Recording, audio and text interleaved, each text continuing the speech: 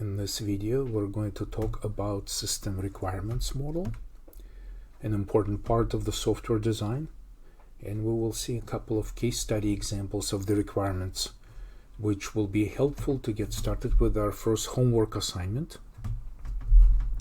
which involves this questionnaire form to fill out and submit, and also a use case diagram and a business object diagram. So let's get started. Requirements model is also known as use case model, also known as functional requirements or functional specification. There are actually also non-functional requirements, such as security requirements of the system, a use of specific database platforms because the company may already have a set of database licenses or already using existing databases shared with other systems. There could also be network requirements, typically specifying what types of connections, protocols, or services the network must provide, together with network security. So we're not going to cover much of a non-functional requirements in this video. Instead, we're focusing on functional requirements. Our presentation right here is going to be this handout right here, and I'm going to open the presentation version of it.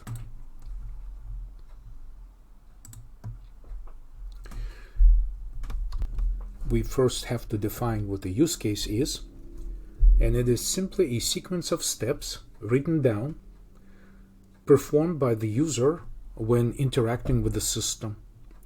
So normally you would see an example of such sequence of steps written down as the user clicks specific buttons and the system displays this information.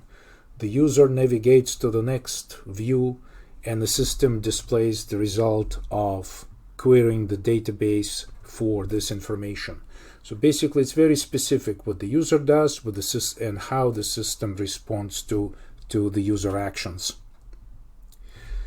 When it's all written down, you can imagine that this would require very precise implementation on the software part, and therefore use cases described, as we just discussed, become system requirements. So use case is a requirement, and collection of all use cases gives us our requirements model.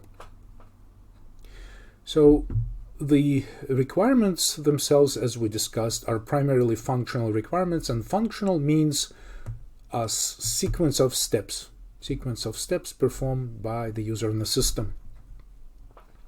So it clearly indicates what the system will do, and the level of detail in the functional requirements and in description of these steps must be adequately ready to be given to programmers to start working on their system design, on the class design, identification of objects, and eventually ability to write software. So this is quite detailed document. So use cases are text document, not diagrams, right? We have a use case diagram which gives a very high level view of use cases. However, use cases are not diagrams. They are descriptions of these steps, the interaction between the user and the system.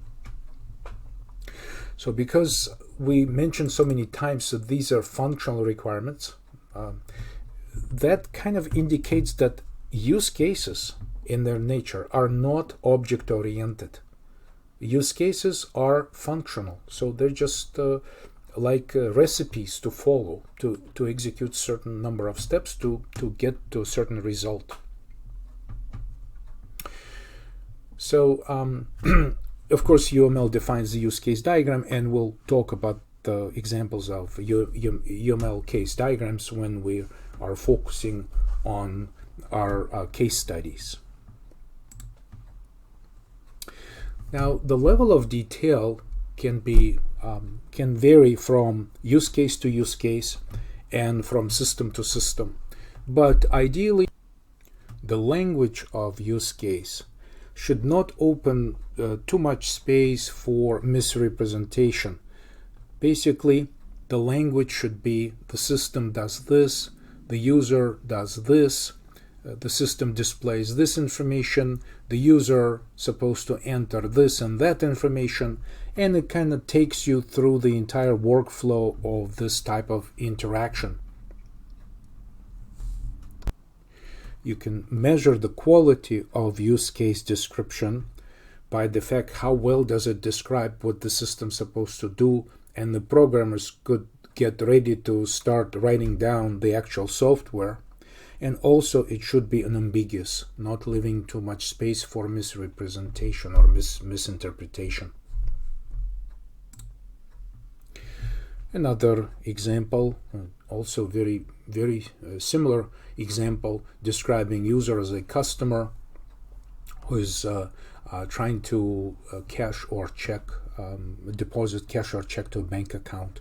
So once again, you see the flow of events or steps right here, and all actions by the system and the customer in this use case are described. Just slightly different example from telecommunication, and the object of this use case is a switch device, which is a piece of networking device. And the concepts involve certain vocabulary from telecommunication, which is involving a message, connection, port, dialogue, route, and protocol. So notice that use cases have names, and names typically, as we did see in prior examples as well, are verb phrases. Basically, do this or send packet. Let's take a look at this. Deposit. Right? So it starts with the verb, log in. So these are all verb phrases that formulate the name of a use case. But again, it's not that much different. Besides the vocabulary is different, it's still the same language. System does this, and here we don't have a customer, we have a protocol to follow, and basically all the steps in this use case are executed by the system, by the software itself. And you can see that it can be very specific in case if this involves a very specific protocol. A role that the user plays when interacting with the system is commonly known as an actor. Okay, so actors can be both human and non-human. For example, in a banking application, if this system represents a bank system, and it has a number of use cases such as login, withdraw, deposit, print account balance, things like that. So we may have an actor right here which will be enabled to interact with these functions right here. That could be a bank customer. On the other hand, part of the system somewhere could be an actor which is a credit card company. Okay, so maybe they are able to verify their credit card balance or the level of credit. So normally these types of non-human actors oftentimes referred to as secondary actors would be shown as boxes right here, and human actors oftentimes are shown as this pictogram of a human interacting with the system. So sometimes also boxed in pictogram like this would also represent a non-human actor.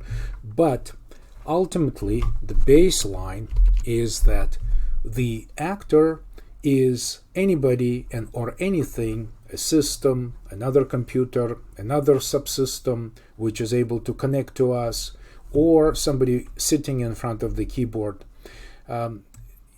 Anybody who can exchange the information with the system. So obviously actors are not part of our system. So when we draw this box, it is important to understand that none of the actors are inside the box. All the actors are outside the box. if the box represents our system. So therefore, everything is non-deterministic with respect to actors, unpredictable and dangerous.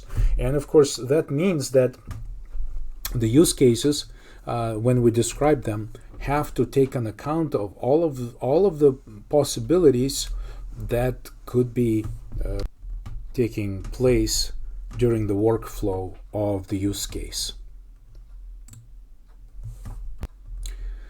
So therefore, we can sort of like revisit or redefine the use case as a complete course of events initiated by an actor. And normally what we do is that when we consider a certain use case in UML use case diagram, they're shown as bubbles. This is the use case. So you have an actor who can be associated with this use case, and therefore this actor becomes an entity interacting with the system in the context of this specific use case.